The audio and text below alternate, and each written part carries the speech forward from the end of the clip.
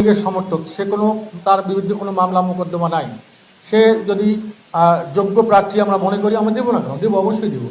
হ্যাঁ, আমাদের candidate ক্রাইসিসকে overcome করার জন্য আমরা অবশ্যই করবো। অনেক অনেক জেলা আছে, হ্যাঁ, যেমন 300 আসনে আমরা প্রার্থী দিব।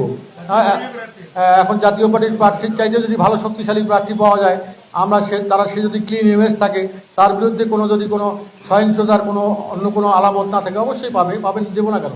যেমন ধরেন আপনারা ফরিদপুর, গোপালগঞ্জ, অন্যান্য জেলাগুলো আছে যেখানে নিরঙ্কুশ তাদের আওয়ামী লীগের যেখানে সমর্থন আছে আপনারা জানেন, সেখানে যদি জাতীয় পার্টিকে যোগদান করে কেউ, সেই জন্য ক্লিন ইমেজের লোক যদি জাতীয় পার্টিতে যোগদান করে, তাহলে তাকে আমরা মনোনয়ন দেবো না কেন, অবশ্যই দেবো। স্যান্ডেলিনা সো, রূপচর্চায় আভিজাত্য।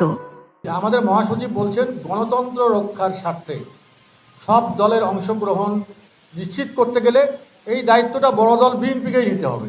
সেই জন্য গণতন্ত্র মনা যে দলগুলো আছে, গণতন্ত্রের স্বার্থে যারা গণতন্ত্রের পক্ষের শক্তি, যারা এই ধরনের মব ভায়োলেন্সে নাই, তাদেরকে বাঁচানোর জন্য তো বিএনপির একটা ভূমিকা থাকতে হবে।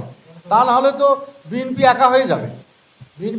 ভবিষ্যৎ মনে করেন যে যদি সামনে নির্বাচন হয়, সেখানে জাতীয় পার্টি থাকলো না, থাকলেও কে ইসলামী ঐক্যজোট, জামাতি ইসলাম, চরমনাই, তারপরে তোমার এনসিপি, গণ অধিকার পরিষদ, এই দলগুলো থাকতেছিল। আর থাকতেছে একদিকে বিএনপি। এখন যদি তারা বলে যে পিআর পদ্ধতি ছাড়া নির্বাচনে আমরা যাব না, তখন তারা যদি সরে দাঁড়ায়, তখন তো বিএনপি একা হবে।